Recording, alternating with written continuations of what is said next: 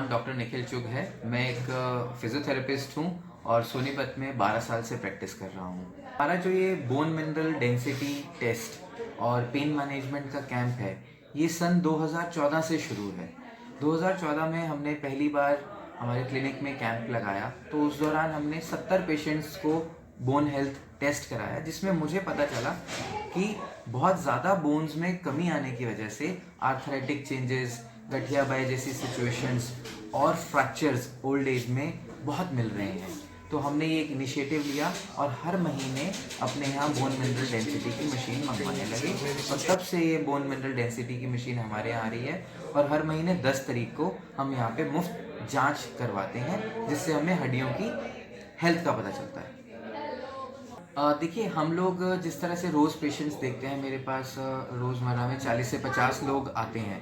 जब हम देख रहे हैं कि आर्थराइटिस अर्ली एज में आने लगा है, 40 साल की उम्र में, 48 साल की उम्र में, और कुछ केसेस तो बिल्कुल ऐसे थे जो बिल्कुल चौंका देने वाले थे कि 48 साल में घुटना भी रिप्लेस हो चुका था उनका।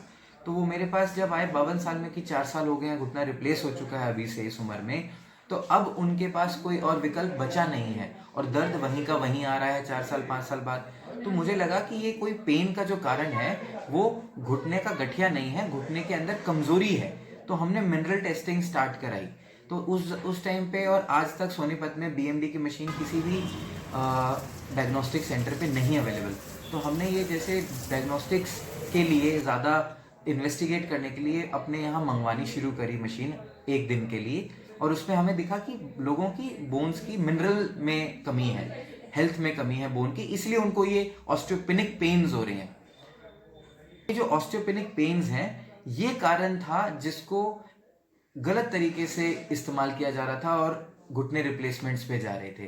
तो तब से हमारे यहाँ हर 10 तारीख को ये मशीन मंगवाई जाती है और हम लोगों का मुफ्त जांच कराते हैं, उनकी हड्डियों की हेल्थ को बेहतर करते हैं। मेरे पास बहुत सारे पेशेंट्स के रिकॉर्ड्स हैं जिसमें 3-3 महीने में हमने उनकी बोन मिनरल हेल्थ को बेहतर किया है, और फाइनली अब वो किसी भी इलाज पे या उपचार पे नहीं है और अपनी रोज़मर्रा की ज़िंदगी में बहुत बेहतर ज़िंदगी जी रहे हैं। देखिए, लोगों से मैं ये अपील करूँगा कि सबसे पहले आपको कोई भी अगर दर्द होता है तो उसके लिए पेन किलर ना खाएं। ये पहली खतरे की घंटी है जो आपको बंद नहीं करनी है, इसको समझना है। पेन मैनेजमेंट एक ऐसी फील्ड है, एक ऐसी पद्धति है जिसमें हमें पेन के ज़रिए ये पता चलता है कि हम क्या तकलीफ से डील कर रहे हैं और उसका सही इलाज क्या हो सकता है। हमारे पास जिस तरह से मरीज आता है तो वो पहले ही 2-3 साल पेन किलर्स के सहारे जी के आ रहा होता है। अब उस पेन किलर की वजह से उनको सही दर्द का पता भी नहीं चलता और हमें मुश्किल होती है और कंडीशन को समझना और उसकी जड़ तक पहुंचने में कठिनाई भी आती है। तो जो पेशेंट्स हमारे पास फ्रेश पेन लेके आते हैं कि अभी ये पेन स्टार्ट हुआ है, उनके लिए हम बहुत सही तरीके से अपना एक हमने असेसमेंट चार्ट बनाया हुआ है, जिसको हम पूछ करके उनकी सही कंडीशन तक पहुंचते हैं और उनको सही उपचार देते हैं। जैसे कि डाइट में क्या आपको फेरबदल करनी है, किस तरह से अपनी खुराक को बदलना है, क्या सही मात्रा में आपको खाना है और किस चीज़ से आपको परहेज करना है। दूसरी चीज़, लाइफस्टाइल में कोई एक ऐसी बात होती है जो उनको डेली रूटीन में डैमेज कर रही है। फॉर एग्जाम्पल, अभी कल ही की बात है, मेरे पास एक नी पेन की पेशेंट आई हैं जिनका 2 से 3 बार सीढ़ियों से ऊपर नीचे चक्कर लगता है क्योंकि उनका घर फर्स्ट फ्लोर पे है। तो वो चीज़ उनके घुटनों को डैमेज कर रही है। अगर उनकी बोन मिनरल डेंसिटी करा करके हम उनको ये बता दें कि आपने हड्डियों की किस तरह से मालिश करनी है, वर्जिश करनी है, खुराक में क्या बदलाव करने हैं और वर्जिश करके घुटनों की मांसपेशियों को मजबूत करना है, तो ये मरीज कभी भी घुटनों के रिप्लेसमेंट तक नहीं पहुंचेगा। इस तरह से हम लोगों को बचा सकते हैं और ज़्यादा से ज़्यादा हेल्थ को प्रमोट कर सकते हैं। और ये जो सर्जरीज आजकल अनवांटेड हो रही हैं जिसमें लोगों को नी रिप्लेसमेंट एक ट्रेंड बनता जा रहा है, वो हम रोक सकते हैं। देखिए, जिस तरह से हम ये फ्री कैंपेन्स अपने एक इनिशियली क्लिनिक के लेवल पे कर रहे थे, तो ज़्यादा से ज़्यादा लोगों से जुड़ने के लिए इस बात को अगर सिर्फ मैं अपनी तरफ से कहूँगा तो डेफिनेटली वो कम लोगों तक पहुँचेगी, मगर इस बात को अगर मेरे साथ 50 लोग और खड़े होके कहेंगे तो वो ज़्यादा लोगों तक पहुँचेगी।